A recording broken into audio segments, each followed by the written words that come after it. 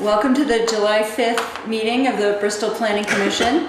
We don't have a quorum this evening, but we will proceed with discussion related to our agenda as we continue to review revisions to the zoning regulations.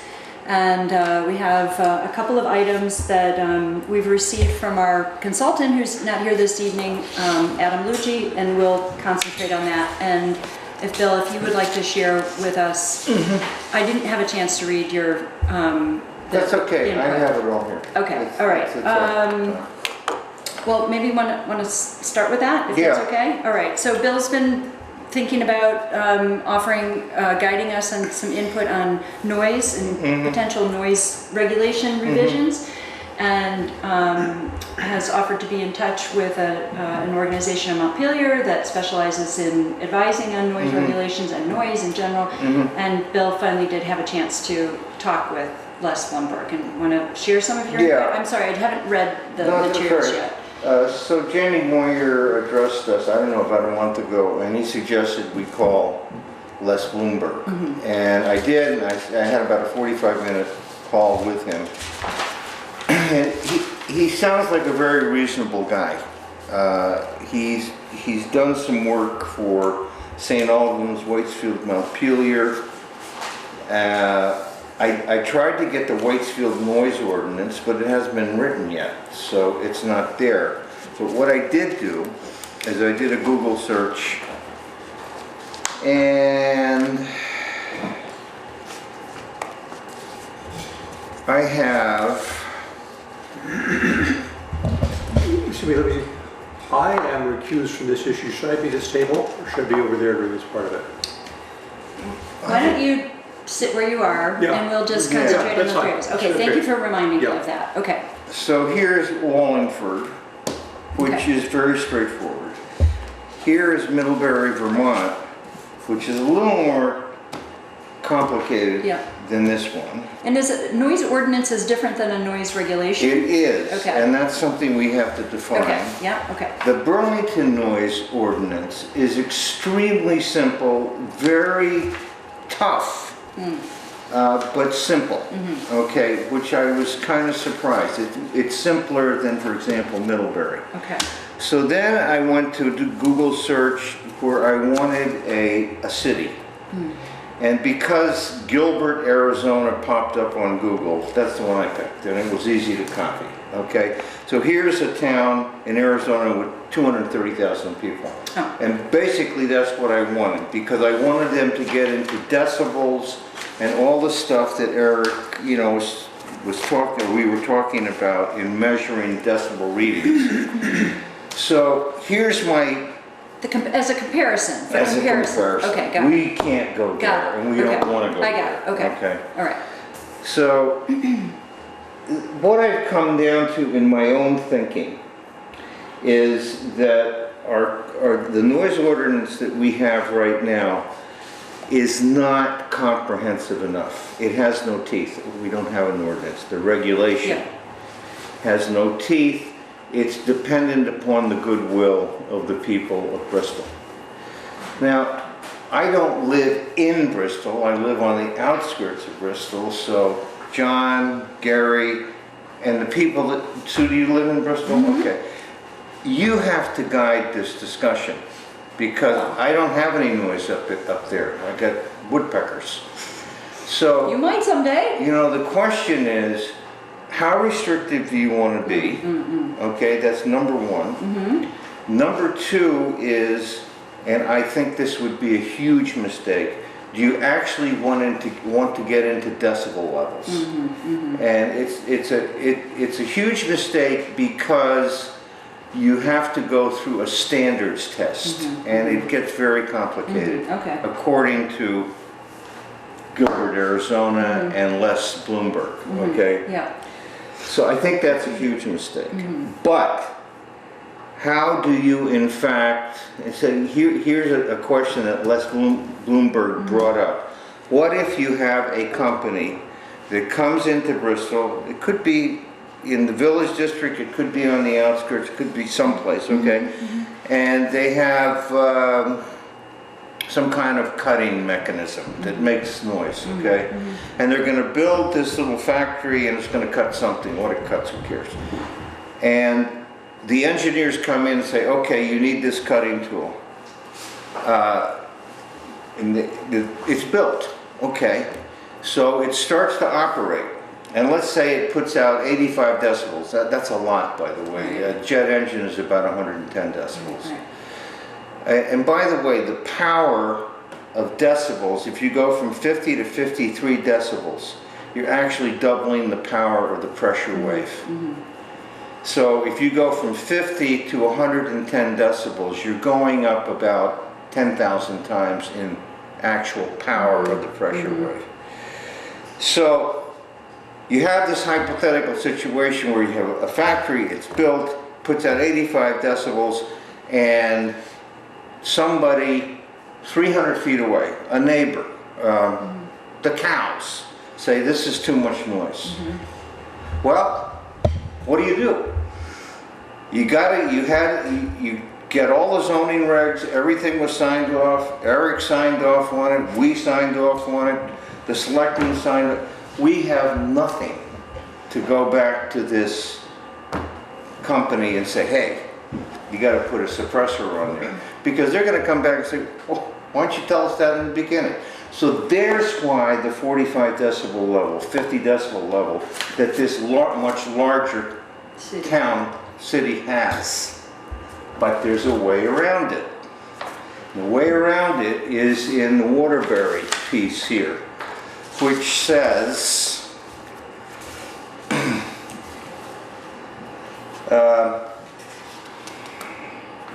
the creation of permitting or operation of any of the above sets, they're talking about construction noise, horns, loud music, instruments, devices, blah, blah, blah, in such a manner as to be plainly audible at a distance of 150 feet from a building, structure, or vehicle from which the noise emanates shall be prima facie evidence of a nuisance and a violation of this ordinance. So, without getting into a $10,000 piece of equipment, that's what these things cost, and to have it calibrated, and to have Eric or one of Eric's assistants going over to somebody's porch and putting it down there for 2 days, and then taking the readout and putting it into a computer. By the way, you need special software to put this data into a computer, then you come out with a reading. Instead of that, you have this thing that Wallingford put in that says, here's the evidence. If somebody complains and it's 150 feet, if they're more than 150 feet away from the noisemaker, it's a problem. And you report that to the cops. Now, my question is, how is noise handled today in Bristol?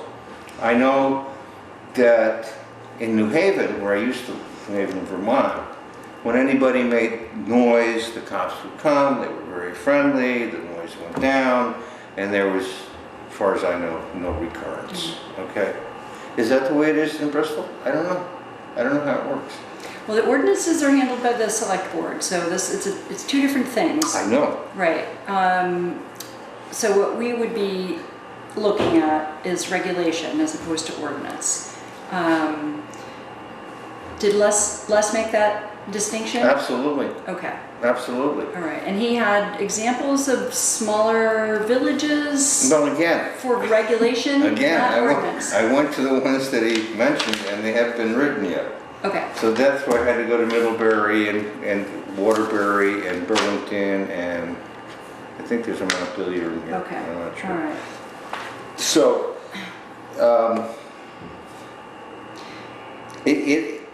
I know very little about this because the definition of a regulation and an ordinance, I still, there is a difference. One, the ordinance, which these are all ordinances, involve the cops. And yes, that's not what we're talking about. It involves a fine. And it's stipulated, and they cite VSA Law 24, I think it is, and you know, it's a procedure, okay? But if we put in regulations, I really think that we have to have, as does Wallington, for example, they give examples of prohibited noises, okay? And radios, you can, read this. And they make the point that these are examples and there are other noisemakers and we're not excluding those. But these are examples of things that we don't want. So that's pretty much what I've come down to. Now, the other thing that, I thought about because of one of the members of our board and neighbors, how do you rectify a situation where there is a nuisance noise that appears to be 24 hours a day? How do you rectify that? What type of regulation do you put into your town plan? And the answer came up with, you don't have anything to actually go and rectify that. So if you have an ordinance, and the ordinance goes into,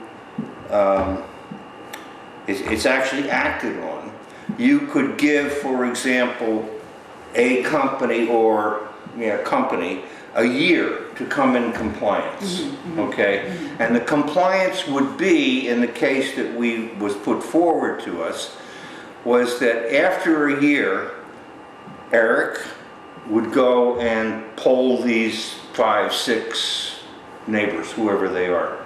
Well, how's it going? Okay? Now I know it's a little squishy, but you don't have an ordinance, okay? You got a zoning regulation.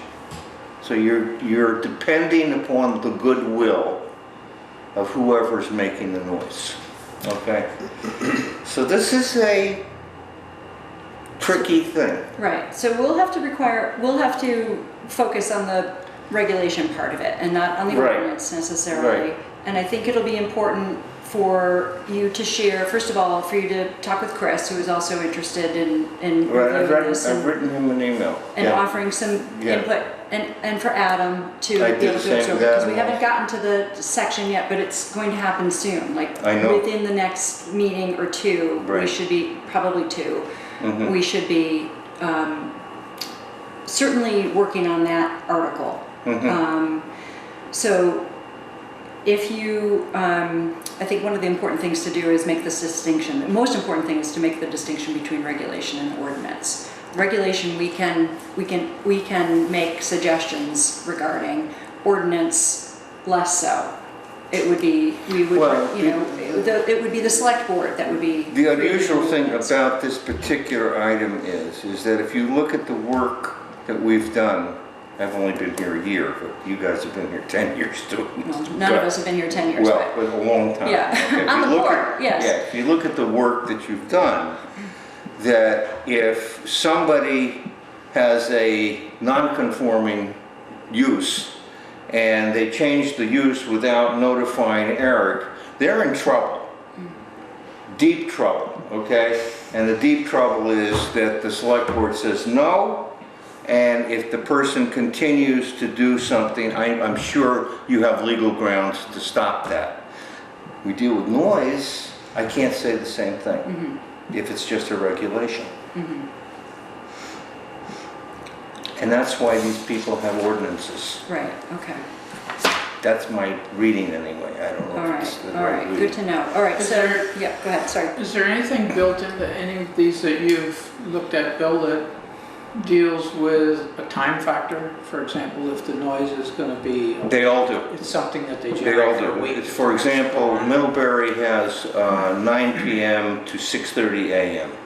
Noise has to be very low, and if you take a look at this guy out in Arizona, it's less than 45 decibels. So 45 decibels is about what I'm talking about right now, okay? That's on a daily basis. No, that's from 9 p.m. to 6:30 a.m. That's the quiet time, Yeah. Okay. For everybody. for the entire town, Yeah, okay? yeah. So I don't care if you have a rock club, you can't have more than 45 decibels emanating from that structure. Right. Okay. Yeah. My question was, suppose you had an event or something that was gonna go on for like 3 days or 4 days. You have to get a permit from the police chief. And if the police chief says, I think that's going to be disruptive to a nuisance to the people that live, e.g. in Bristol, they don't get the permit, okay? So it has to be permitted. The exceptions are July 4th, New Year's Eve, I think there was another date. But from 6:30, I'm just using one example, I think that this is this one. From 6:30 a.m. to 9 p.m., they have very specific decibel levels that certain activities are allowed to get to. And I think the highest one was 90 dB, which was, this is obviously a town that's being overrun by development. So there is actually a page and a half here on concrete, how much noise concrete laying makes. So I know this is not ours, it's not pertinent to what we do, but it's just an example of they want to get it down to decibel level, you know. And if you look at the New York City code, which I did, it's several hundred pages. Yeah, we don't need that. You know, I'm just giving you the extremes here. That's extreme. We're at this extreme. Yeah. You know, the very minimal. By the way, Les said, I've seen worse. I read our little regulation to him, and he said, I've heard worse. Yeah. You know, so it wasn't terrible. Well, when the time comes, perhaps pretty soon, if you and Chris would be willing to either sort of draw up your remarks or comments and offer guidance to Adam, I think that would be really I'll helpful. send Chris an email tomorrow. Okay. And suggest that we get together. Okay, that would be great. Thank you. I really appreciate it. And I'll look back and read more fully the attachment. I'm just, you know, the thing I'm really wondering about is what, if we have regulation, for example, if we just took the ordinance that Waterbury has, Waterbury or Wallingford, and just stuck it in to our regulations. Well, obviously we're not going to do ordinance. that. Obviously we're not going to do that. Yeah. What effect is it actually going to have? But if somebody says, well, this is law, it's a different piece of business. So maybe you could talk to the people that are on the select board and get clarification what they want to do or what they feel is important. Right. I don't know. I'm not sure what the, Well, we'll be proceeding with regulations at least, and we're going to do that whether the select board is I interested in creating understand an that, but- ordinance or not. We have our duty is to review our existing regulations and make recommendations for any updating. Right. And we will be doing that. And so whether it changes or not, we want to be able to go through this process and receive input and explore options. Absolutely. And Adam will have some experience with this as well, I suspect. Oh, I'm sure he does. From the Regional Planning Commission. Absolutely. Okay, good, thank you. Yep. Shall we proceed? Okay, are you back in? Again. Okay, Right. all right, so two things we have to review from Adam. Actually, first, sorry, before I do that, I just wanted to review our updated timeline one more time and point out where we are, which is an off Tuesday, I would say, to have a planning meeting on a first Tuesday of the month as opposed to what we've been working through on a third Tuesday of the month generally. I appreciate your attendance, and I think it's important to just be able to, even though we don't have a quorum, to be able to continue reviewing the input we're getting and the support we're getting from Adam, and to make any recommendations to the fuller body once we're back together in 2 weeks. And we did really well in the last meeting. We received sign off on Articles 3, 4, 5, and 6 with some specific requests for Adam to go back and add language, which he has included in the draft that he emailed to us, and we'll look through those recommendations step by step. Yep. What we'll likely do, given any input that we have tonight, I will offer that to Adam again after this meeting, and he'll come to us perhaps with a final version of 3, 4, 5, and 6. And if we can straw poll approve and continue to move forward, that would be great. And what would be left would be these sort of performance and design standard elements such as parking, which we should talk about this evening. Noise will come up, lighting, things like that before we get to flood hazard. That's it. If we can sort of keep our momentum and keep our pace, we're looking for really for a September 6th final version. This is going to be incredibly tight, in which if we, on an off Tuesday, or first Tuesday of the month, are able to finalize a draft that we can put out or warn for public input, that would keep us on track. We can still make changes, but not substantial changes, once we receive public input at our hearing. And with that, if we can come to an agreement, it would be our October 4th and October 18th meeting, in which we would vote on a final document that we would convey to the select board. So that's what we're aiming for. I know it seems really far away, but it's not. Okay, just want to be able to keep reminding everybody of our timeline. Great. Okay. Yeah. So let's look at, and I'll just reframe for everybody, maybe who is watching or watching our recorded version. We offered Adam input on drafts at our last meeting, which was on June 21st, and he made changes based on our input, and he also accepted the changes that we approved at the last meeting, so that we agreed to move forward without any suggested changes. He has now incorporated that and those into this draft. So this draft, well, I guess I'm dating it today, but it was essentially last week that he sent it to us. What I did was I looked through it and I compared it with my notes from our last meeting to make sure that he incorporated each of the points that we discussed. I'm working from a color copy, which I was able to print, and so sometimes it's a little bit easier just based on his instructions about what each of the colored sections mean: yellow, red, and green.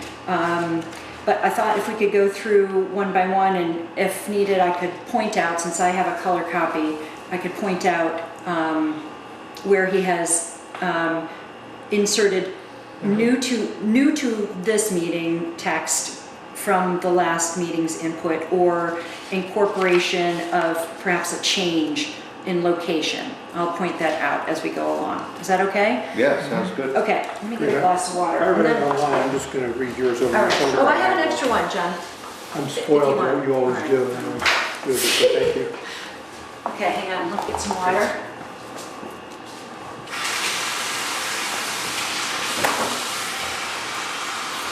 I have a dry mouth already. Too much river time. Not really. Not enough river time. Okay. All right, you'll recall we were still finalizing some input or some changes from section, from Article 3, 4, 5, and 6. That's what we're looking at, okay? So, hang on, let me just remind, Article 3 is called, hold on, don't remind me. Article 3 is our administration and enforcement. Is that correct? And so Adam is only sending us right now, he's leaving out Articles 1 and 2 just to make it less print heavy when he sends out a document. So within Article 3, he has added more text, given our input to section 301. Okay, which I believe he added in some statute information, Eric? Yeah, okay.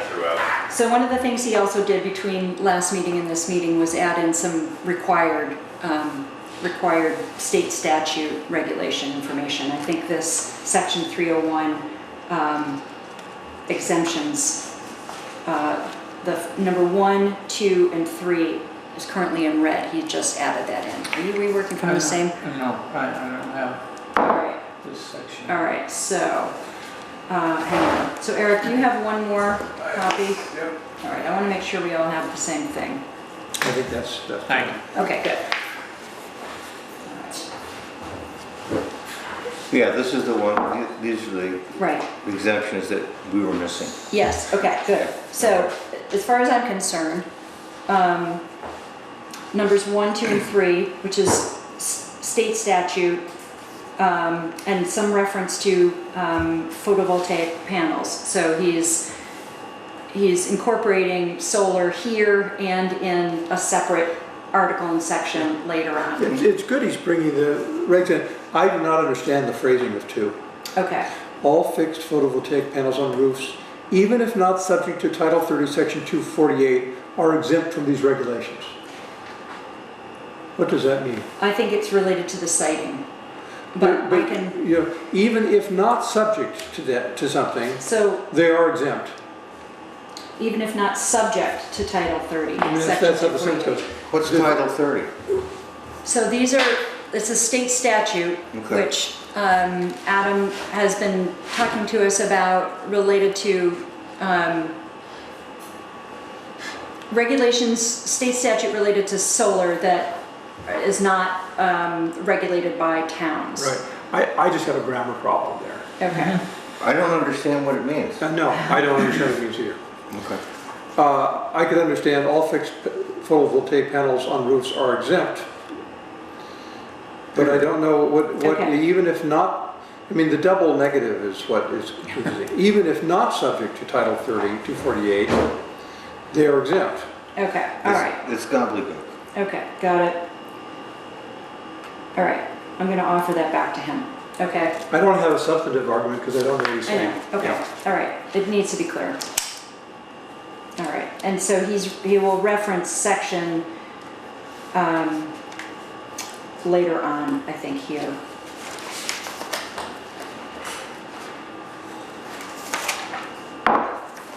Okay, let me just make a note, okay? Question. Yeah, so references on different. Like if you look below, he's got 30 BSA 248, and then number 2 he's calling it Title 30. Section Okay. 2. Those are both the same thing. It's just denoting them differently. When you just looked it up, 248. it's related to solar, correct? Title 30, 248, I'm wondering what that is too. It's state statute, so we have to make that clearer, right? Right, I just wonder what it says. Yeah.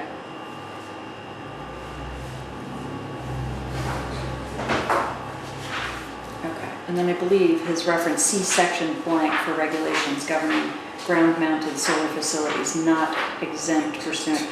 Oh, Adam, the lawyer. Right? Right. Yeah. 248 certificate of public good. Okay. Public service award. Is it long?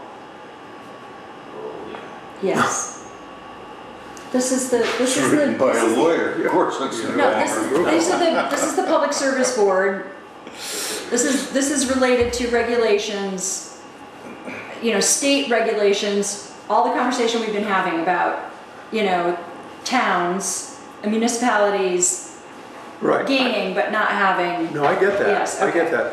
I'm just wondering, the word subject is confusing. Yeah, I don't got want it. to belabor it, but Okay, it okay. seems to me Okay. they're all exempt, I see. Even if not subject, sounds like if you're subject to do it, maybe you're not exempt. Right, But he okay. says, but even if you're not subject to that section, Okay, we need better phrasing there. yeah. Absolutely. Okay, good. Thank Fine. you. All right. Well, I'm glad you put it in here. So It's now good- we it's know. good We to need have the reference. Yes. Yeah. Okay. All right. So this is related to power. These are exemptions. You know, he's pointing out exemptions related to power generating, telecommunications facilities, and solar. These first 1, 2, and 3 he has added in since our last meeting, based on state statute as being exempt, and for clarity for Bristol. Is that your understanding, Eric? Yes. Okay. All right. Public utility, solar, and telecommunications facilities. Okay. Okay. All right. Anything else related to this? Not 1, 2, 3, no. Okay, got it.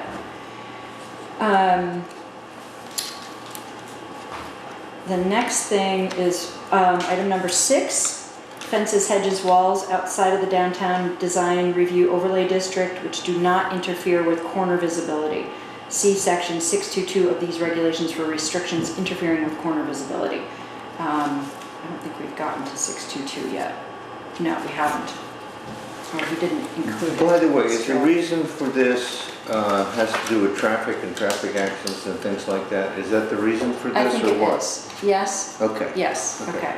because I had a question about it. Okay, Why? I'm gonna circle 622 because I don't think we've seen that yet. And I wanna No. make sure that's the right number. Now, he has suggested that we not, well, in some cases we do need to be really particular about numbers right now, but in other cases we don't. Mhm. Okay.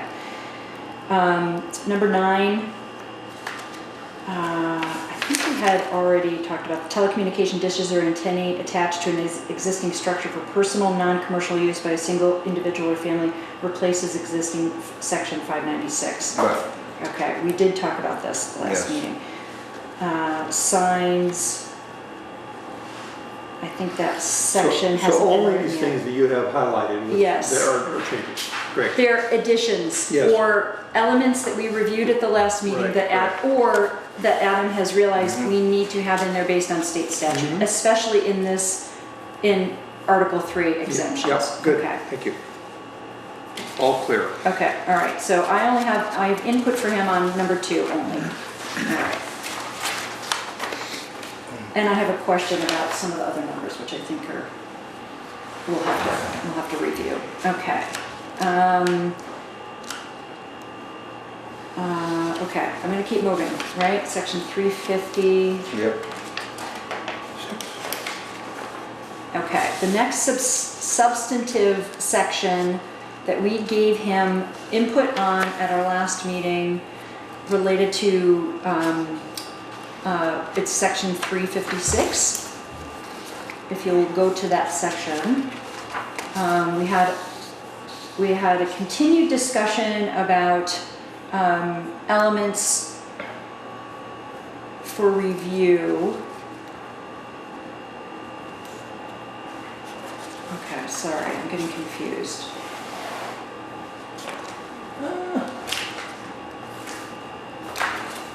Sorry, let me just keep looking back at my other section so I can keep track.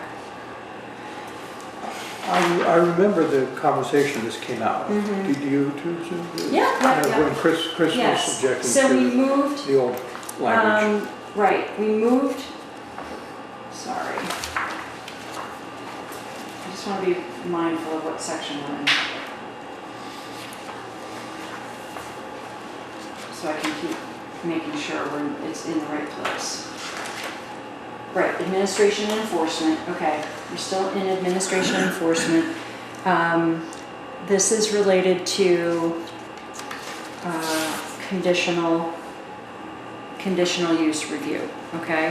Which we have done some moving around of the elements for review. We had originally 2 different sections, one for conditional use and one for the new site plan review. And I think Adam had the standards listed out twice, and we had offered him input to place all of the standards within conditional use, which is section 350, so everything running under 350.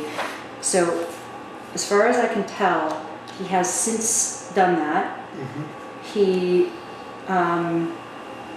removed language based on our input at the last probably 2 meetings, perhaps 3.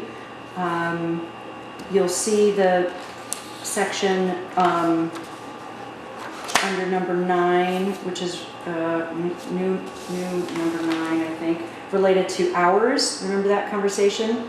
10. Yeah, but he's got 10. He's got 10 crossed out, and he's got another 10. Oh, is that let's crossed not- out? Yeah, it should be a 10 and it should be 11 there. Number 5 is the big one where you took out all the, Right, we Yeah. made a lot of changes to 5. I mean, he had essentially given us something to consider that we were not prepared to accept his recommendation, and we dialed it back greatly. And what he has offered us here under number 5, A, B, and C is based on our input very much from the That's last, right. from the last It's meeting. interesting, it is identical with what was crossed out to the word. I think that this is It's a matter of letter. Adam, no, it isn't. I was confused by it too. I had a question mark. I think this is Adam working with track changes. The track changes function in Word Okay. that isn't always so I easy. see. And that was in his email as well. Okay. So But there are no changes. there aren't. Yeah, This is okay. exactly the same. What Okay, he that's has fine. crossed out and what he has entered is exactly the same. But- I went through the same thing today myself. But But these are the changes we made. Yes, these are This is suggested. This is compatible after our language. conversation with Yes, him, yeah. this is language that we had asked him to insert here. Good. And this is essentially the agreement that we came up with at the last meeting, without the whole thing written out, but I'm hoping that we as a group can feel comfortable with it and offer, and let Adam know that at least 4 of us, we can't vote to do Yeah. this, but at least 4 of us agree that this reflects the input that we gave him at the last meeting. So just pausing, I don't know if this is a good idea or not, but might we want to run that language by Chris? Of course, he could have seen it online, just to say, would you please take, because he was the one. We have to do it again through everybody, but yes, I will point it out to Chris. But his Yes. voice was the Yes. strong objection to Yes, the previous yes, one. So maybe yes. we could just have him let us know in advance. That There would were save us several some people time. that had issue with, this dates back to a May meeting, or maybe early June, when I met with Skimmer and Katie, and that was the very first time that we gave some input about some strong or much more detailed regulatory in language that Adam had suggested So originally. your perspective is it's really a number of people who. Absolutely, Okay, that's fine. So absolutely, we'll- absolutely. we'll But need I to- will make sure that that gets pointed out, not only the location of it, but also the text of it, to make sure that we are reflecting the agreement of the majority of the group. Okay, all right, let me make sure. I'll make sure to point out. Okay, all right, and then I think it's number 10, hours of operation. We had a debate and a discussion about that at the last meeting, so Adam has included Yeah, a 6 change a.m. there. right? 6 Yes. a.m. Yeah, It's a change from Yeah. 7. Yeah. and also the addition of, allowing for the appropriate municipal panel to be able to expand these hours or make adjustments as needed. Yep. Okay, good. All right, good. I have a check on that. All right, the next section that he made changes to and that are now reflected here are in some of these, it's 405 is the next one, which is existing small lots. And we had a discussion about this at our last meeting. I still don't understand this. Eric, can you help give us the cliff notes so we don't dwell too long, because, I've read it about 6 times and I still. well, under what circumstances would this come up? I've never seen it, but it's when a lot that's non-complying to begin with is next to another non-compliant, so too small, and then the owner buys both of them, Right. they become one, whether they wanted to or not. So one deed, one piece of property. So you couldn't theoretically resell them as 2 because now they're 1. Because they're non-conforming. You were They're pre-existing forced to put them together into 1. Okay, I just, okay. I can't explain the rationale because it doesn't really make sense, and hence the reason to unwind it, I guess. Okay. But yeah, they were forced to be put together. Right. So they can be separated, and even though if they hadn't been pre-existing, they wouldn't be big enough to be built on at their separated size. If they were pre-existing non-conforming, then they would be once more eligible. Right. Yeah. So if you want a pre-existing non-conforming in size lot, you get some waivers on setback requirements. And so you're allowed to build the things that are allowed in that district, Right. even if your lot is too small. Right. And even if it has momentarily been or temporarily been part of a bigger lot, then you subdivide it back to where it was. Then Yeah. once more it's allowed. Right, this one specifically unwinds what occurred in 1998, where they were forced to merge. Right. Right, based on state. This is the state So if law. you let's say if your lot was too small and you bought the lot next door that was also too small, all of a sudden now you have one lot instead of two. Right.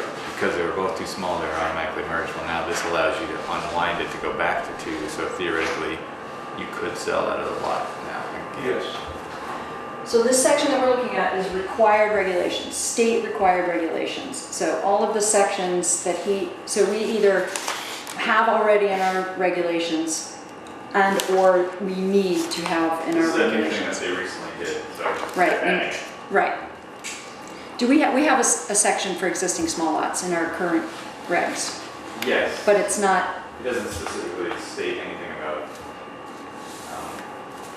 pushing them together. Okay. It says that you're Adam- allowed to build whatever okay. that district is allowed to build. Right, but Adam has recommended that we address that topic, and that's why we're adding it here. Because these deemed mergers they currently happen, Yeah. have happened. Yeah, So this is allowing you the language in there to allow them to allow them to unwind. okay, okay. So yeah. Okay? It makes sense to be in there. It makes almost sense like- to you? Yes. It's that's like okay. a grandfather clause, right? I mean, you can't change the rule when these lots were original. It's probably the strangest thing I've ever seen, but it's almost unwinding what they did, meaning we probably shouldn't have done it in 1998, so we'll allow you to undo what happened in 1998. Okay. We forced you to do something in 98 that probably didn't make sense. Okay. Okay, so Adam has moved we have an existing section called home-based business, correct? Yeah, Yes. but it's not, it's, And it's now in a new location. it is, is it in the fives? Yeah, hang on. Let me just make sure you know where it is so that when we get there, it's section 408. Right. Well, I think Yep. it actually needs a different number. It should be a 6. It should be in the 600s. I need to actually concentrate on this. It's not, it's section 408. I know, but Oh, I it's see, I it's see, in I 600. see It should what be a you mean. 600 number, okay? Yeah, it is a 600. All right. It's in the Home-based 600 business. area. Okay, Yeah. so protection of home occupation is required regulation, and that's why it's this next section, section 408A, which he has listed as right now, is appearing in this section, correct? Yes, okay. And we had a good amount of conversation about this as well, I think. And he's also added in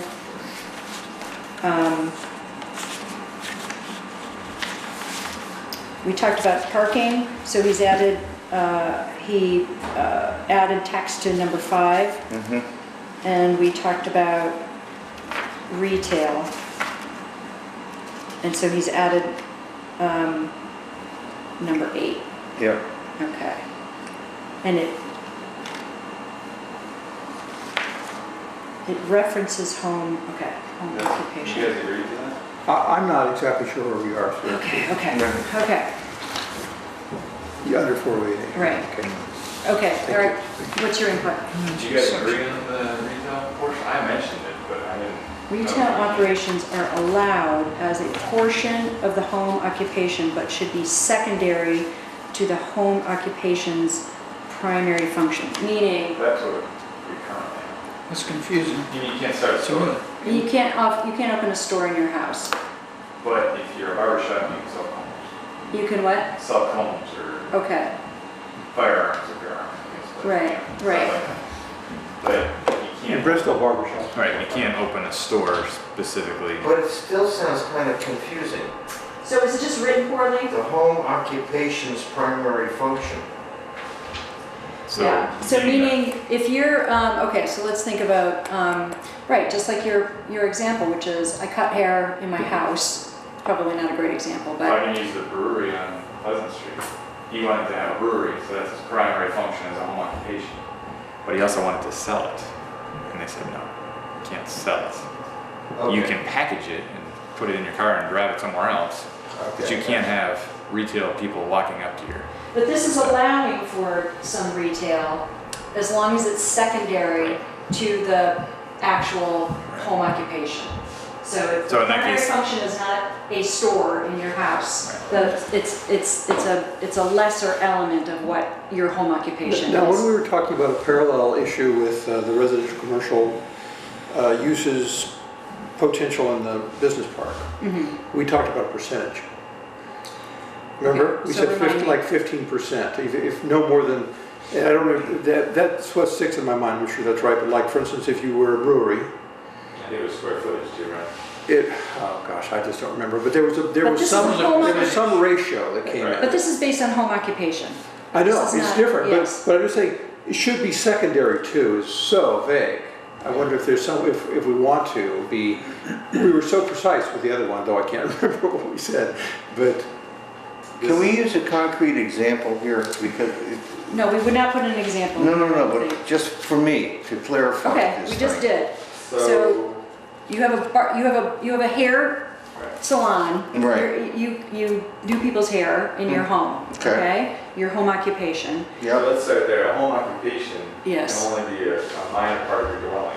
Right. correct. So let's, First of all. Can only be a small, and that's again not a percentage, and the word minor has taken up to 49% of it. So we have some pretty big home occupations around here. So it can also be an entire accessory building. So theoretically it could be bigger than your house. So there's a lot of gray area in there. So if you have a home occupation where you're a salon and your primary function is cutting people's hair, but you have a wall of shampoo, people can come in and buy that. That's retail. They can come in and buy the shampoo. They don't have to get their hair cut. okay. They can now- walk in. Now I get it. But you can't sell, and again, More this is the other thing, shampoo. is there's no criterion whether it's square footage based or profit based. Right. So if you're 90% of your home occupation is taken up by the shampoo and you only have 5% of your floor space for the chair, is that too much? Or if you're making 90% of your profits from the shampoo and not the chair. So there's a lot of gray in there right now. I think so too. Here's a previous question I had, by the way. Protection of home occupations. Mm-hmm. And then it says, see also section regarding home-based businesses. Are those two things? You've made those two things. We made them two You things. made home occupation as a state regulated minor portion of your dwelling. You guys have created home business. Home occupations, you can't store stuff outside. You've created a home business where you can. Right. So not quite a big business, but a little bit bigger than home occupation. I always use the home excavator. They have all that stuff stored in their yard. Excavators, dump trucks. So that's a new thing that you guys have created. Yeah. And I don't think that's mandated by state statute. You guys did it. So home business. So in our table of uses. Yes. Right. We created something called a home business, which is different than a home occupation. Right. We made that distinction over the past 3 years. And we run into, I have somebody right now, these 3 generations ago, they started this big. Then they got this big. Now they're this big. Now they're huge.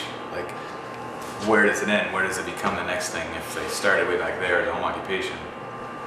So I have to set criteria for them to move up to the next one. does it help? And nobody ever wants to move because that's too expensive. Well, this is related to retail, so that doesn't solve that example, but Right. It's the way it is now, I'm fine with it either way. I just didn't think you came to that conclusion when I left that meeting. I thought you actually said, I don't care about retail. no, I think we did. perfect, My- then this is good. Okay, all right, so my impression was that we. I Wanted to look put it back back at in. my notes, but the nature, I'll check again, I will double check, but my notes, I I am think indicate that fine with that. we were okay with retail as long as it was less than a lesser percentage than the home occupation. Of, Right. Because before Not this, square footage or, we're not, so we're not making that distinction, of obviously. larger, small percentage of what? Of profit? This is what Eric's saying. So we could offer, we could ask for more specificity here. I think we need I some. feel like we should Yeah, do some work on this. yeah. Oh my We God, need some okay. kind of, All right, so I'd this be is happy the to do third this all- meeting. all on This you. is now the third meeting we've been talking about this, okay? we need some type of benchmark. Okay. All right. So what, Gary, what is, where do you think it needs work here? I think we need some definitive benchmark as to how we interpret what is secondary and what is primary. Okay, I agree. okay, okay, That's good. one of my All right, I'm questions. gonna ask Adam to do that. home occupation is outlined in state statute. That's set. But that doesn't mean it's going to be any more clear. Right, right. Okay. Okay, all right. Square footage based or profit based, question mark, need a benchmark or more specificity, how to determine primary or secondary. Do we need a state regulation reference here? How's that? Okay? Right, but although what Eric just said, this goes beyond state regulations, so this is our own thing, adding this retail. No, the business, home businesses. You guys created the home business section, that's yours, but the home Protection of home occupation is all- already state, it's already required I regulation. think there's a retail component of that. You do? I don't know if it's as big as this though. Okay, Or all it right. may be bigger. Okay, all right. Right. Eric, didn't we have a question regarding, and I'm not sure but what you might have been the one that brought it up, but it was regarding the small business that starts out and has something like the products on the shelf that go along with the service that they're providing in Right. their home occupation.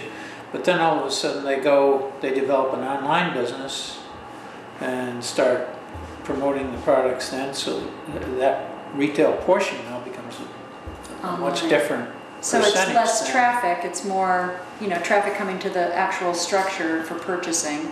Well, I mean, we have just. Is that a home business as opposed to a home occupation? All I mean, we right, have street sure. online Okay. sales. What do you consider an online, a person who sells stuff online, is that a retail?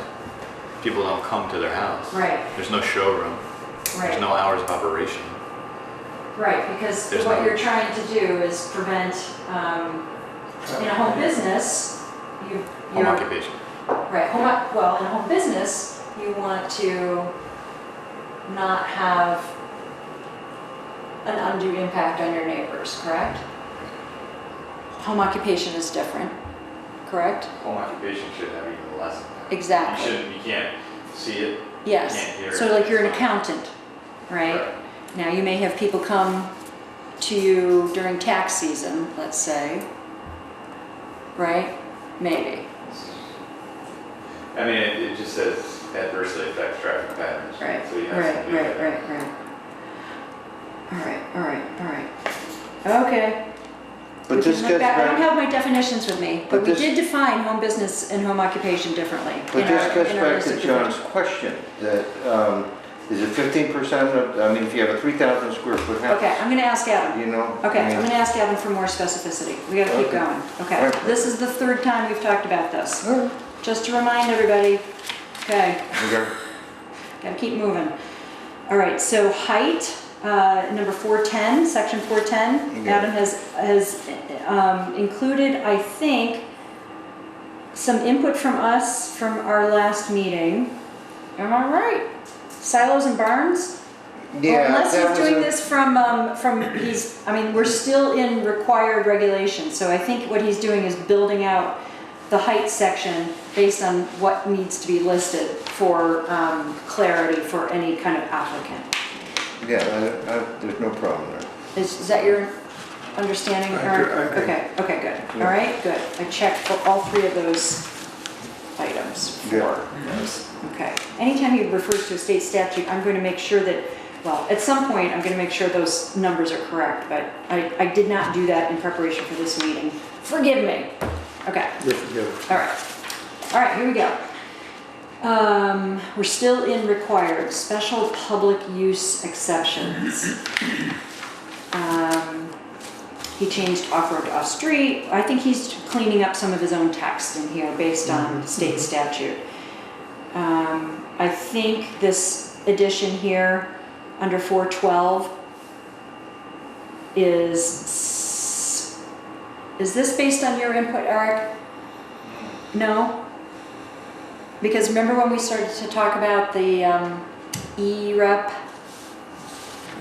Oh, the flood stuff? Yeah, it came up under Waterside protection, but I'm wondering if it reminded him that he needed to put the required text here as well. Is that what that looks like to you? I actually forgot to check this one. That's just trying to I think he needs- saying that we need to have flood insurance. I think so. Is that true? It must be. I don't necessarily know if you have to, but this looks like it's. Each of the structures shall comply with the National Flood Insurance Program, meaning they have to have flood insurance. So let me just ask, No, the part of the E-rap was that you can't build the flood zone. okay, and that's waterside protection? Or is that flood hazard? Flood hazard. Okay, all right, because it came up at the last meeting when we were talking about waterside. Right. Okay, I need, all right, I'm just gonna ask Adam, required to have flood insurance? I don't know, I'm not familiar with this at all. Okay, I'm gonna keep It's an going. article, but he doesn't give a number. I know, but I think it's, because he hasn't written it yet. It'll be in the flood hazard section. Okay. It'll probably be 8, Article 8, so, a section within Article 8. Okay, I'm gonna ask him about that, all right. General regulations. Okay, we're on number 501, the numbering is gonna maybe change. Merged lots, all right, Taking so, care of elsewhere. yes, so part of this, he's responding to our current regs. Correct, 501 is existing small lots, we've now moved that. Existing 502 is required frontage. We moved that to 407. Okay, protection of home occupation is our current section 503. It's now in exemptions in 408, we were just talking about that. 408A, that Yes, one, yeah. yeah, okay, so this, he's just making reference to our existing sections to help us understand where they are now. Exactly. Okay, good. By the way, a little thing I'm sure he'll do it is, What? they'll need to renumber all the 400. Yes. 408 becomes 9, and Yes. then all the rest become 1. I know, so he did say that in his email, that Yeah. he needs to go back, and we'll probably do that very soon, so that it Absolutely. becomes less confusing in our reviews. Okay. Interior lots Just is adding a section section 504, number. yes, so that is, yes, merely, 407. yeah. And also in that same sentence, he referenced section 502, which doesn't exist right now, so all of these numbers have to be reviewed, okay? Right. All right. 511, building on lots. It will have a new reference, a new section to come. 512, nonconformities is now Yep, back to 411. 4. section 411. Okay, good. I think he highlighted changes and also to remind you what he was doing. He made it more clear for us. Because what I wanted to make sure is we didn't lose any existing regs, okay? Unless we had a reason to eliminate it. We've either rearranged it or enhanced it. We haven't recommended the elimination of any existing regulations, as far as I can tell, so far. Okay, existing 518 is public use exceptions. He now has that in 412. All right. Let me look at. Eric, yes, we do have an existing landscaping section, which is 550, and he is referencing the fact that we need to still work on that. So I'm gonna put down existing. Yeah, because it tells you how many trees you're supposed to build in certain downtown districts. It just doesn't run any. No, I know. I think we agreed that, that may be one we greatly reduce or change or eliminate. Or I think what his suggestion, we will need to create landscaping standards for all districts. So whether that gets What's interesting how standards, not regulation, you know, it's a standard. So maybe that's in either the performance or design standard, or it's in.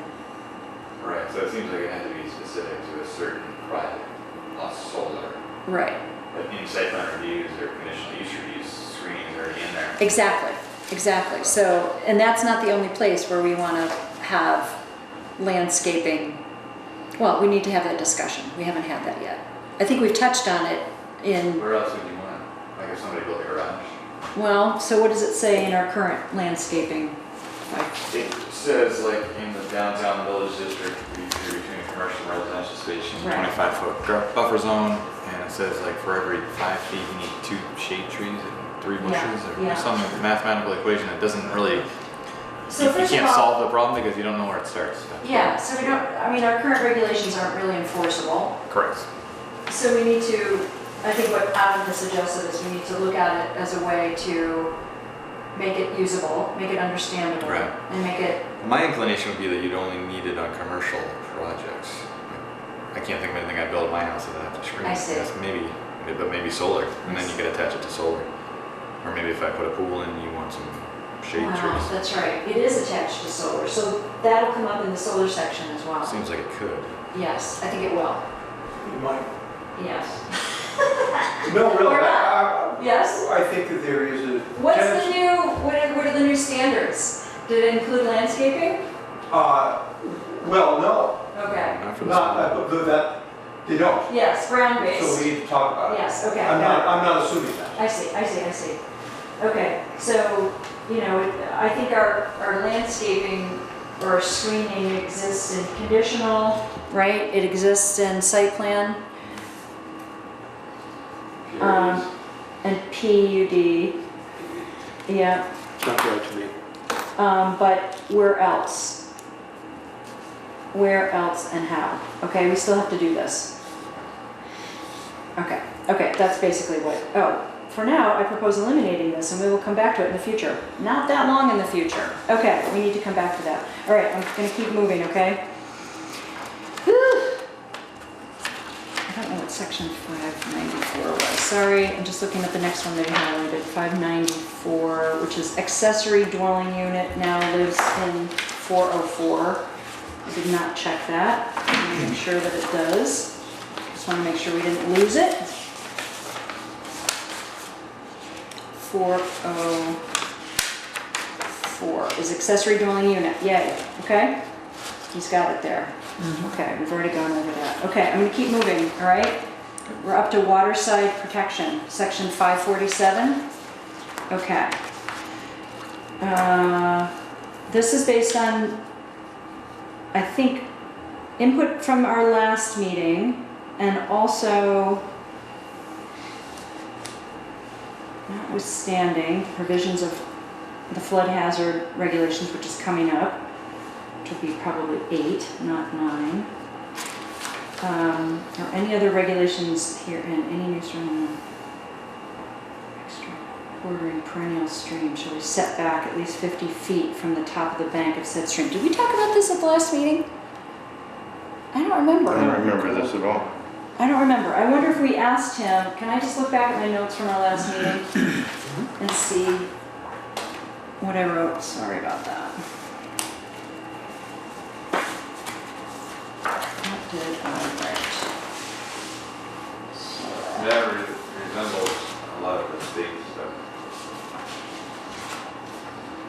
What does? Oh, here we go, okay. Looks like a lot of stuff that came from the state. The new state regs. Yes, Something this they just started river passing. corridor standard, it's a new river corridor standard that he doesn't want to incorporate fully into this. He's suggesting that we not incorporate fully into this round of the regulations review. So I don't think he's changed it since our last meeting. Okay, the question we had at the last meeting related to waterside protection was, are these different than flood zone regs? Right. And the answer is yes. Because this is related to lakes, does that make sense, right? And Right, flood body. hazard is, Any body of water Rivers. that's not completely surrounded by one property owner. got it, okay. Could And be this is where you straight. asked about the EREC, related to waterside. He thought it might tie back into there, but I don't.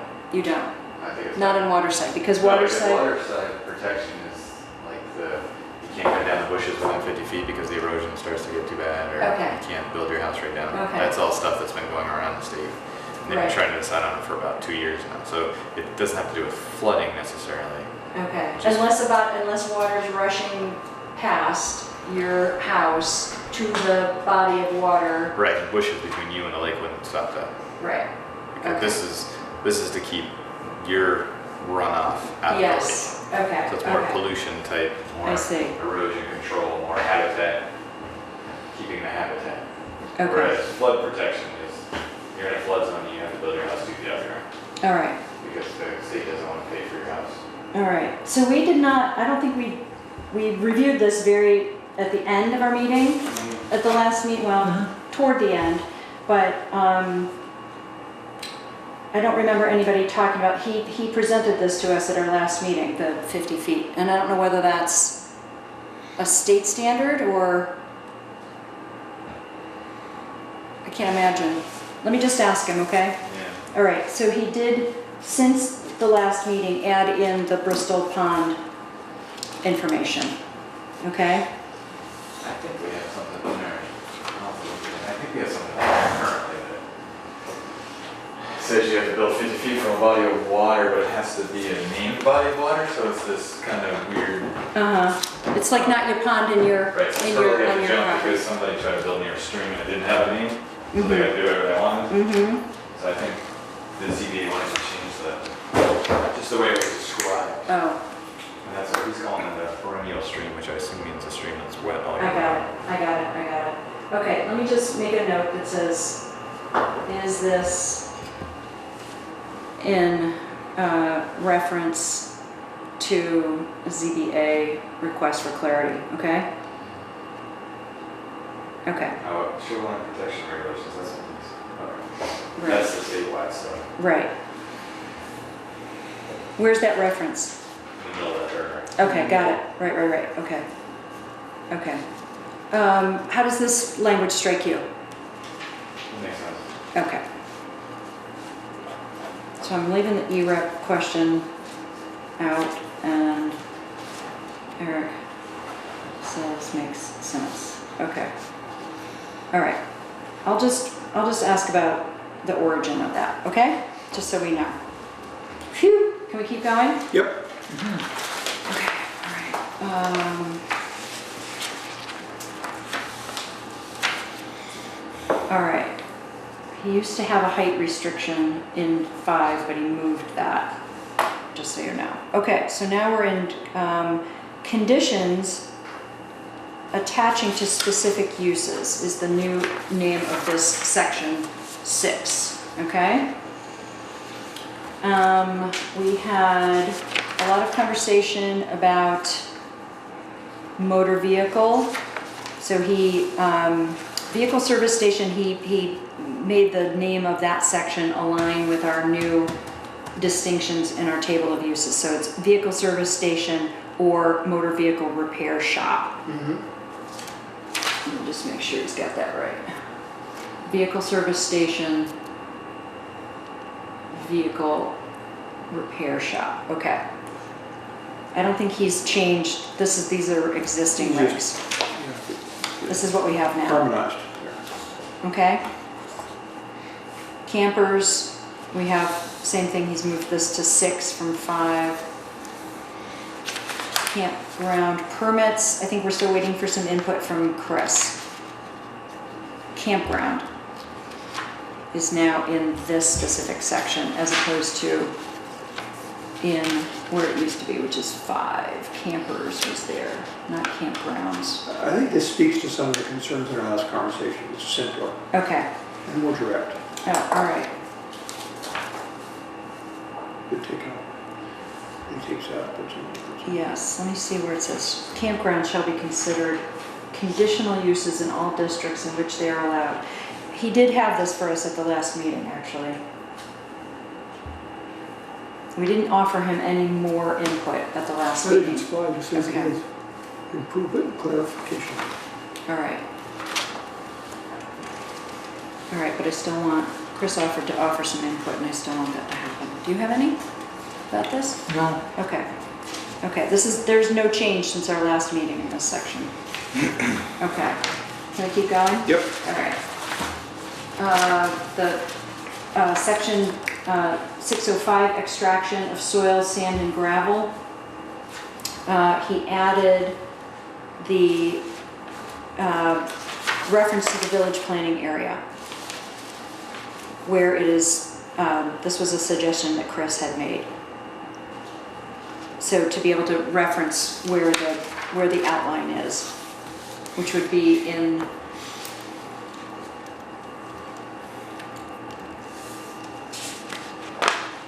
the zoning map. Shows the zones and the planning areas. Also outlined in our town plan. Okay, so that's, I think, the only reference he made. I think that's the only change he's made since the last meeting. Is that correct? Oh, we talked about this bond business, is that true? Hold on. Number 1, let me make sure.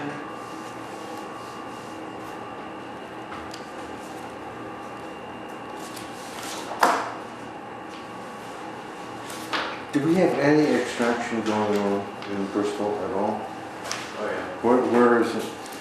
Hefferman's, well, That's north? one of the Hefferman's pit, but Rathman's pit. Happens.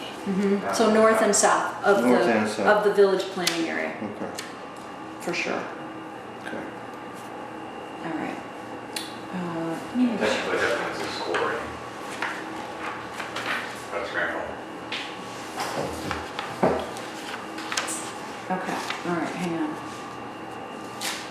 Yes, okay, he hasn't made any other changes. It was just reference to the outline, just to clarify for people to understand. Okay, now we're at home-based business. Which would be the new 606, Right. et cetera. Okay, so he moved it from 4 to here. So I'm gonna again make a note asking for a distinction, one more time, between home occupation and home business.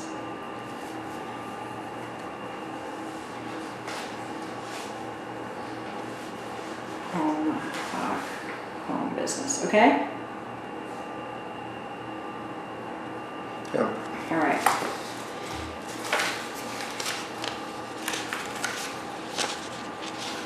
Per 7/16 conversation. All right. And then we're gonna put it to bed. Okay, solar and wind energy systems. This is a new section. He had included it in our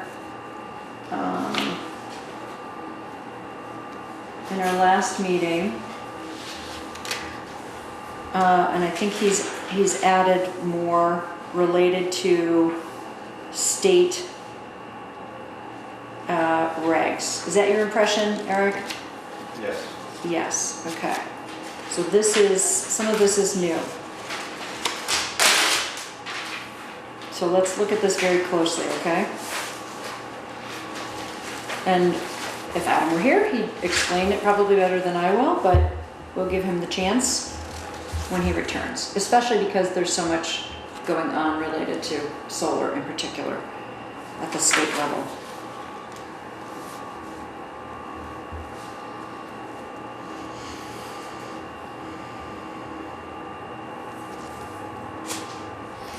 Again, Again, I'd like I know. to get him to Okay. explain that. Yeah, I'm sure not it must be otherwise clear. exempt. So, but the whole sentence. Yeah, okay, If they're not otherwise exempt, it's still permitted. That's the sentence Yeah, to boil down yeah, for me. yeah, yeah. So, yeah. Yeah, I'm not sure Right. why he puts the otherwise.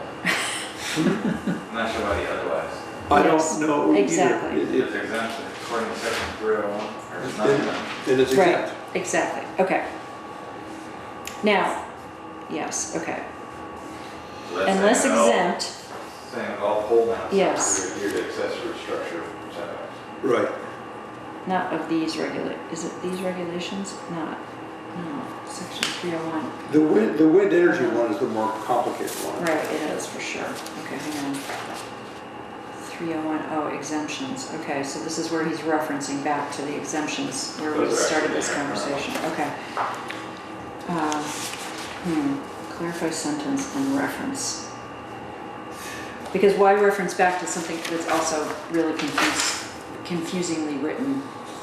He's referencing back to the very first sentence that we started with. Right. Okay. It's the use of ground-mounted solar energy systems, unless exempt, constitute. No, that's not what it says. Okay, It says the opposite. okay.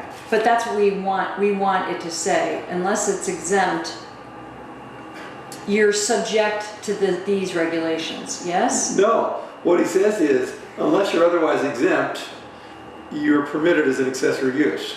That's what the sentence says. All right. Subject only to meet Your phrasing dimensional It standards. was clear, All right. but that's the opposite of what this Okay, all right. The use of ground-mounted solar energy systems. Okay, unless exempt, Well, if that's what it means. But even that's weird. constitute a permitted accessory use within all districts, subject only to meeting the dimensional standards within the district.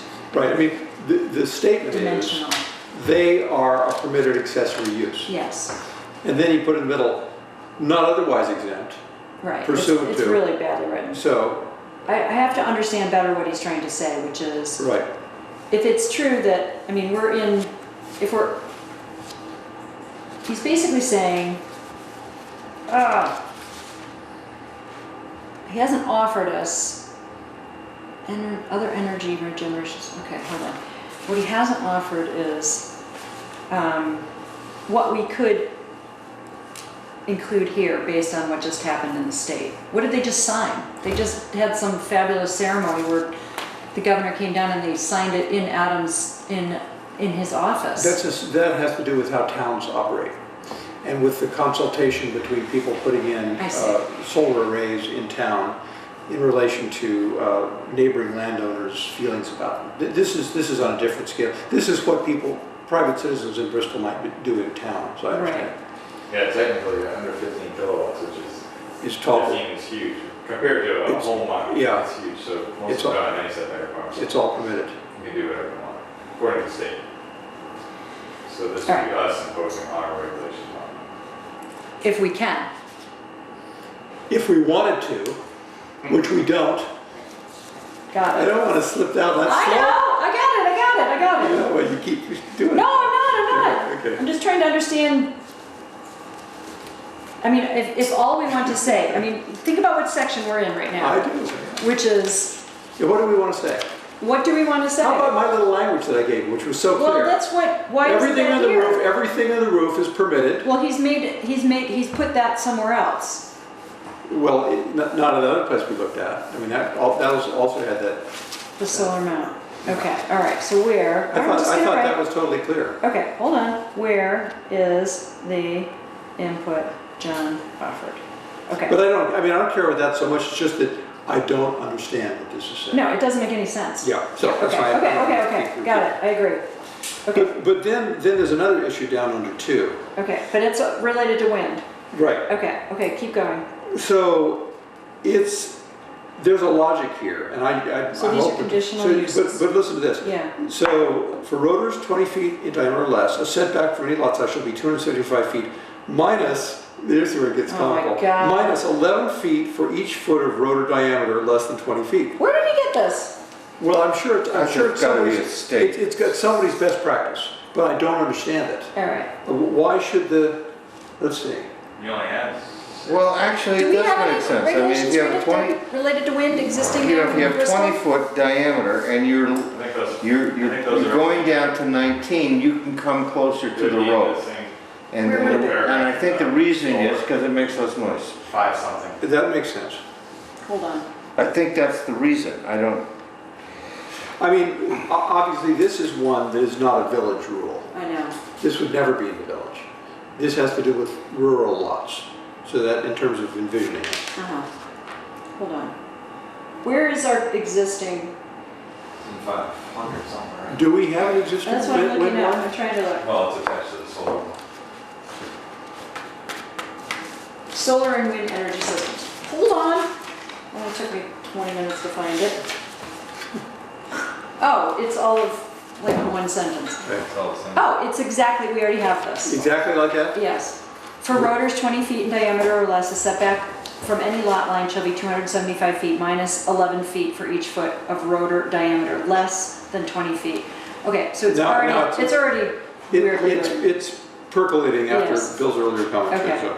For rotors larger than 20 feet in diameter, a setback from any lot line shall be 275 feet plus 6 feet for each foot of rotor diameter greater than 20 feet. I have no idea what the source of this is. Yeah, no, I get it now though, and again, it has nothing to do with the village. This is going to be out on somebody's farm. Okay. Okay, all right, so this is existing. Yeah. He's just re-lettered it. Gotcha. Okay. Thank you. All right. Well, technically it says a conditional use in any district. Right. But it would be an odd village lot that could have Could accommodate with 275 feet back. foot back, Yeah. setback. Yes, right, right? Well, I can think of a few that could do it. Yes. Yeah.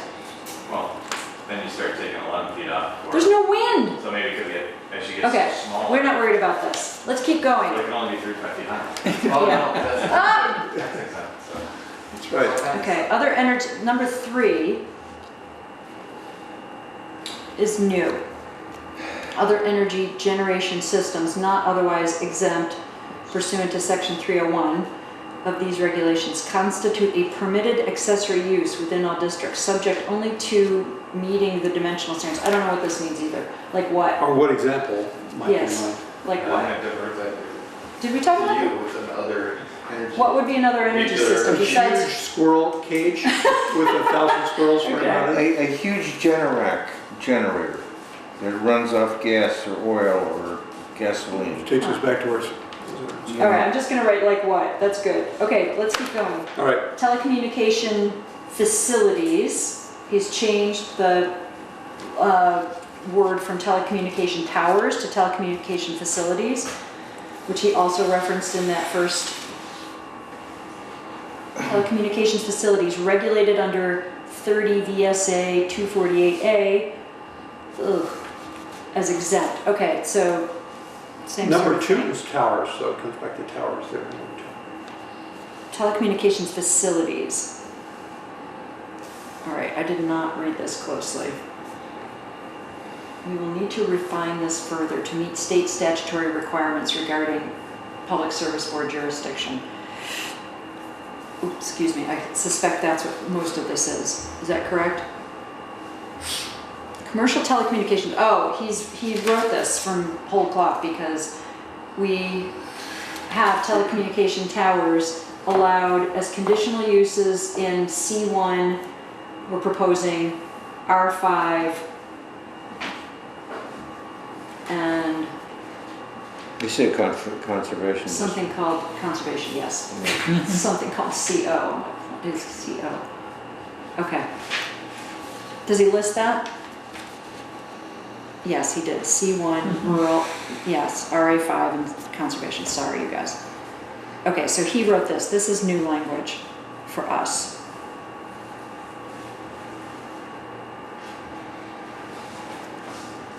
Telecommunication facilities. Do we have, we're gonna need a definition for telecommunication facilities. So we have antenna and tower as 2 separate uses in the list. We might need a def. Yeah. Okay.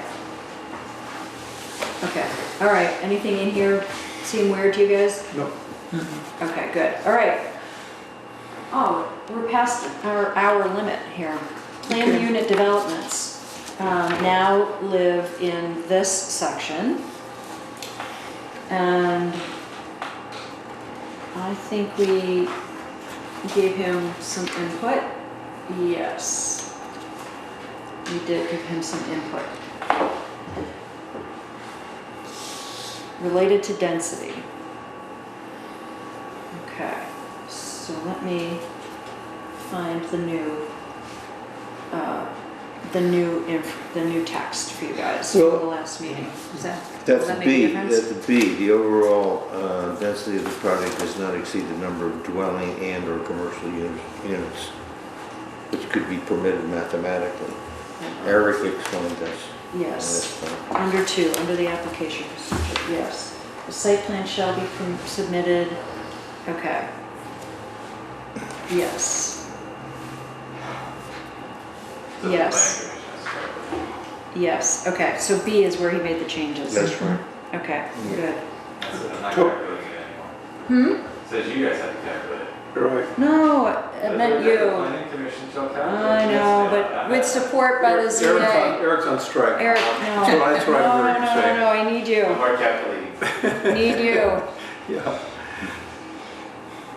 Do you think we need to be that specific?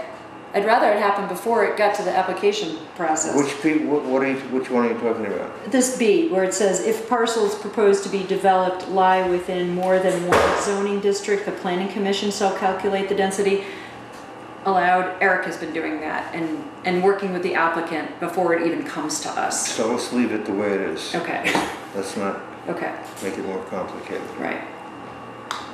I mean, that would be very specific. I mean, we should be able to do it, but I really rely on Eric to do it as a professional. That's what I'm here for. Yes, okay, that was the input from the last meeting. Also, anything else? Density.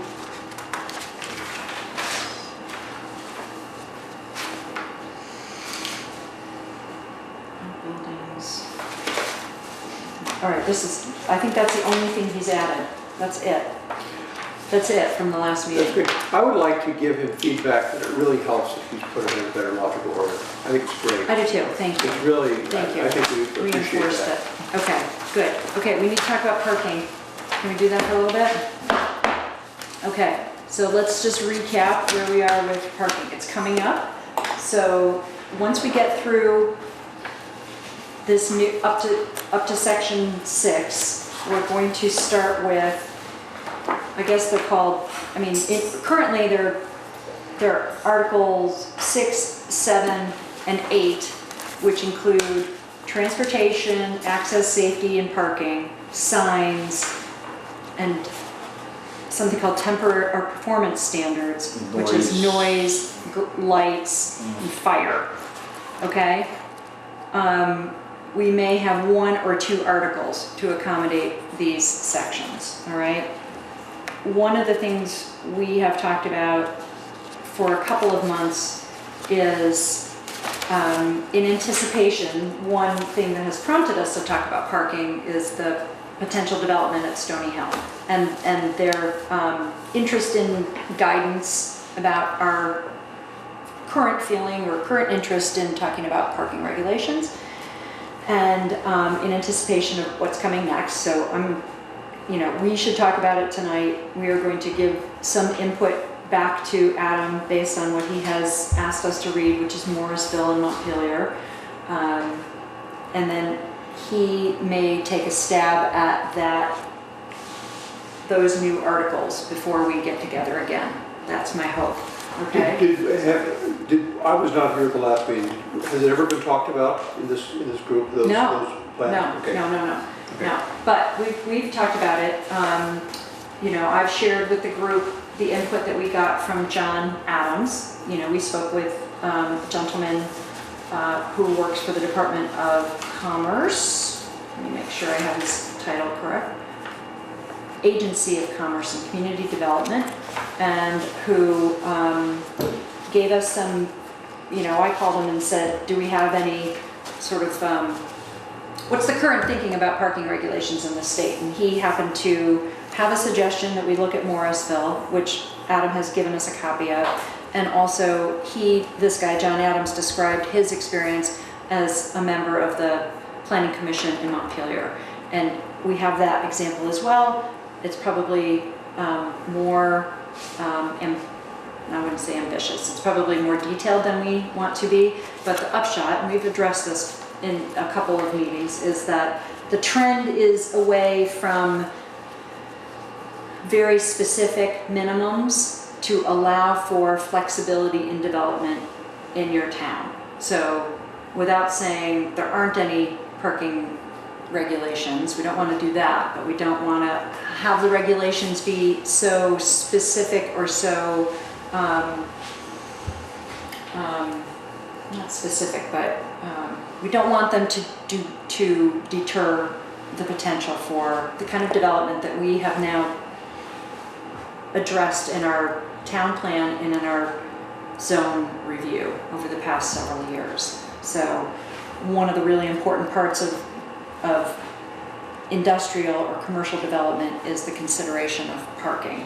And we currently have parking regulations that require a spot for every 200 square feet.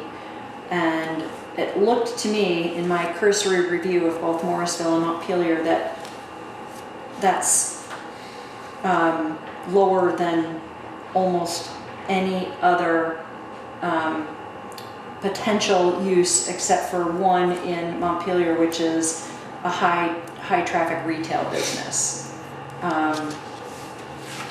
which requires one parking spot for every 180 square feet of gross leasable area. I'm not sure that we want to get into that level of detail, but I think the main thrust is there are elements. Let me just talk about Morrisville for a second.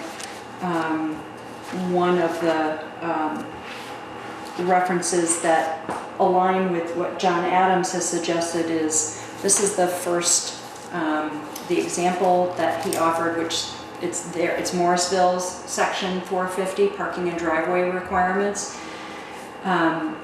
It almost essentially leads off by saying for any use, public off-street parking in lieu of on-site parking may be utilized to fulfill any or part of the parking requirements if located. No, that's not what I'm thinking about. Sorry. That's reference to on-street parking. Hold on. I'm going to tell you what I was thinking of here. General requirements. Talks about what a parking spot is. Hold on.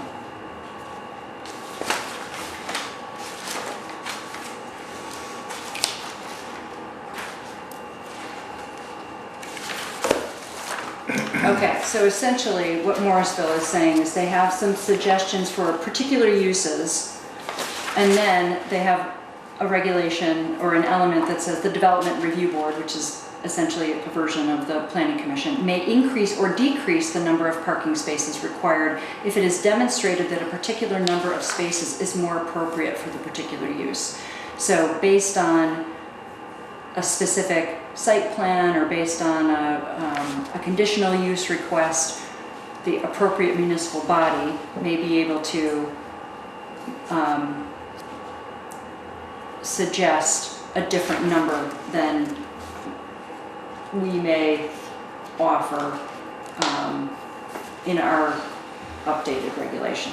I'm not being very articulate right now, But then that comes down to judgment on every specific case on... which we don't want to get into. That's what I mean. Exactly. So we have to offer some guidance. We don't want to get into every one of those in every one of those reviews. So we want to offer guidance that isn't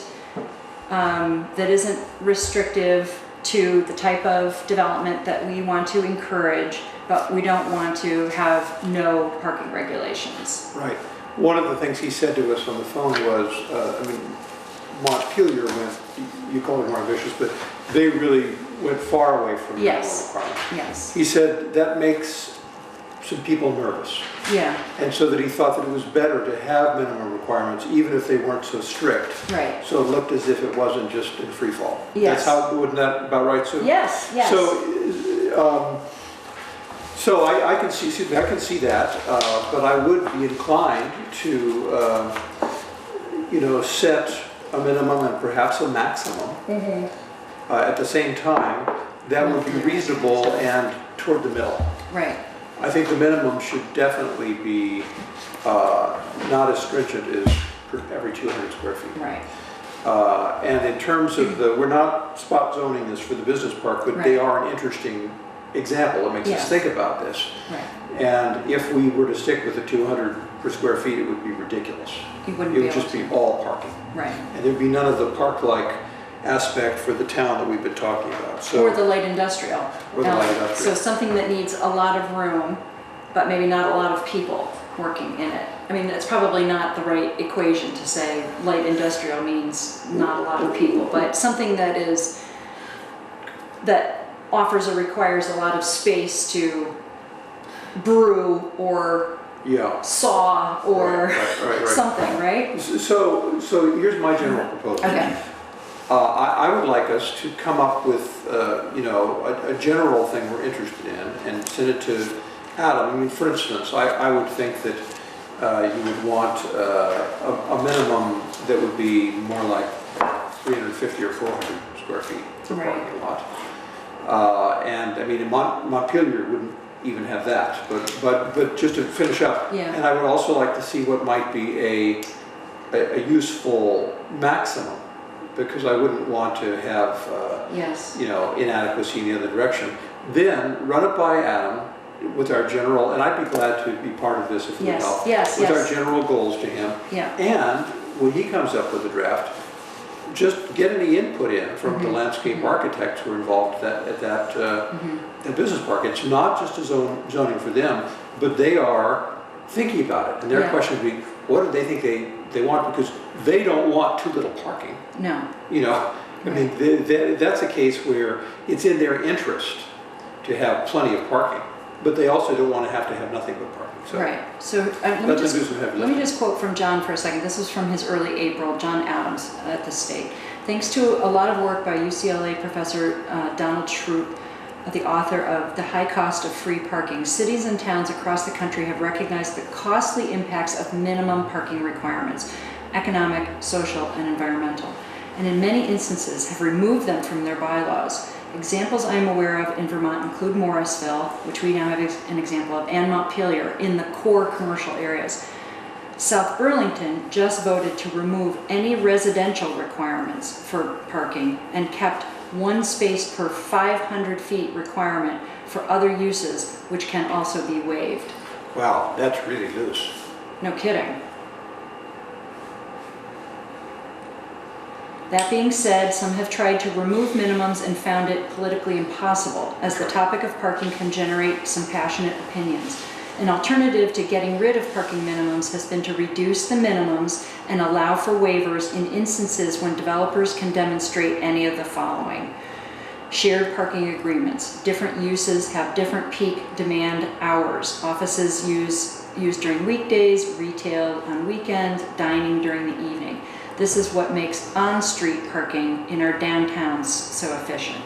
So Adam has been talking about that. Like, what's the impact of what he references as a good number of on-street parking in Bristol? Plus the Pomerleau Plaza parking. is all Well, over which is night. not exactly on-street. No, I'm just saying, you put it all together, we got plenty of parking down there. Well, that's right, but that's because no one monitors the use of those lots for things other than Shaw's and Rite Aid. That's right. We're quite lucky to have that.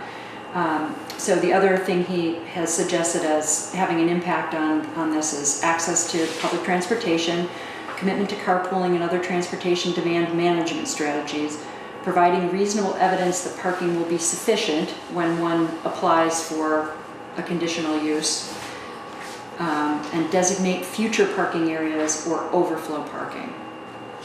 Setting parking minimums is a challenging task, and given the diversity of businesses and circumstances, the numbers communities choose often end up being rather arbitrary. Keep in mind that minimum parking requirements that require more parking than the private market would generate can drive up development costs and can present significant barrier to economic development and housing development. Some communities, such as Williston, have also made their minimums into maximums, and as they have had an issue with development with excessive parking causing unnecessary stormwater impacts. So not being an expert on this is really good input. Montpelier's draft regulations hit a lot of the above mentioned practices, and for the areas of the city that do have parking requirements, you can read section 3011, which Adam resent to us. It's probably more complicated than it needs to be, but that's what happens when a planning commission has 6 attorneys on it. That's funny. Okay. So the input from this group in the next several minutes is Adam's looking for input from us, and he's given us 2 examples. One is this Morrisville, which has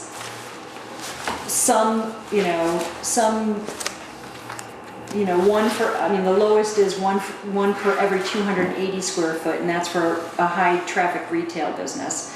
But it goes up to 250 for professional offices, business services, and medical clinics. Industrial is 1 for every 1.2 employees, based upon highest expected average employee occupancy. So it's based on employees as opposed to square footage of the building.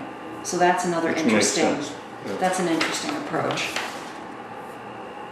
Could we ask Adam, telling him that we would like to not be tethered to such a strict, Right. to look at both of these, Yeah. Yeah. Morrisville and Montpelier, and come back with a general parking regulation that's less stringent, but that doesn't rely on us to evaluate every single project. Yes. General, less stringent, without need. And then, once he's done that in a general way, I would like to say, I'd like to run it by the people at Business Park, just for information, not for approval, just for Right. information. Right. Whether what they're still thinking of, They- or what the group is still We'd thinking like to of, have their input if they have any Right. input. which we have access to, obviously. Montpelier's has some interesting sections, a lot related to on-street parking, so reference to on-street parking. There's no minimum parking or loading requirements within the urban center, so not knowing exactly what their urban center and whether it equates to our block commercial or not, or to the ROC, I don't know, but that's interesting. So they have, theirs is organized by the purpose of these regulations to balance the need for development provides an adequate off-street parking and loading areas to avoid congestion on surrounding streets and balance it with excessive parking that results in increased flooding, decreased water quality, increased land consumption and sprawl, and a less attractive pedestrian-friendly environment. That's a good passage to Yeah, pass it on. reminds me of Home Depot and Walmart. Exactly. Right. Jeez, my God. Yeah, Right. got everything, it's got so many problems with that. So it has purpose, it has minimum amount of parking, it has maximum amount of parking. And the minimum needs to be less stringent. Right. The one other thing that's mentioned along the way there that I'd like to highlight when we send this on to Adam would be, this is related also to a transportation plan. And any new endeavor that's not in the center should have a stated plan for public transportation. Out there, they'll have Actor. They'd have to Right. work with Actor to have a stop there, Right. which makes a Right. difference to how many parking places they need. Yes. Right. And So- bike paths and walking paths, all that. So there's a transportation plan that goes along. Right. It's not just assuming that everybody's bringing a car with one person per car. Correct. Okay, so I'm going to say, can I take the temperature of the group, that whether you've read these closely or not, what I think the general I don't know what our existing regulations, why it was based on 200 square feet for commercial, and I think that's what we're It's talking for about. everything, basically. Well, it does make a distinction, Yeah, actually. it's true. It does, you're right. And it's like, it's minimal, but it's non-residential parking lot shall be screened. No parking of motor vehicles shall be allowed in front yard setback areas nor in side yard or rearward setback areas that are designated as landscape buffer areas. Sorry, off-street parking space requirements. Okay, so it's residential uses, motor lodge, boarding house, and bed and breakfast, residential healthcare facility, community center, professional office, and commercial business or unspecified use. Those are the only categories that we currently have in our current regulations. And within commercial, business, and unspecified uses, we have 1 parking space for every motor vehicle used in business, plus 1 parking space for every 200 square feet of floor area.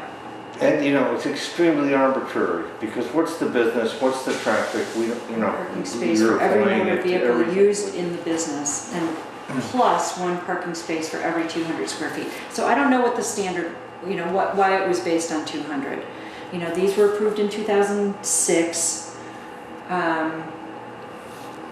But it seems to me, and certainly our input from the state level has been a trend away in order to protect the environment, to allow more creative development and understanding of the use of the structure as opposed to just straight up square footage. Agreed. In general, shifts in relationship to cars in America. Yeah. So that's good. Let's ask him to look at it. All right. Give us a synthesis of those considerations. All right. That's Is that okay? Yeah. Fair enough? Yeah. Okay. Yeah, I'm just thinking, okay, I won't belabor it. That's Well, all. you can, and any input you have after this, you can email me or you can email it directly to Adam, which would be great. Eric, what do you think? Yeah. Good? Okay, all right, thank you. I Thank think you. we're done. Thank you. I don't think we need a motion to adjourn because we don't have a quorum anyway.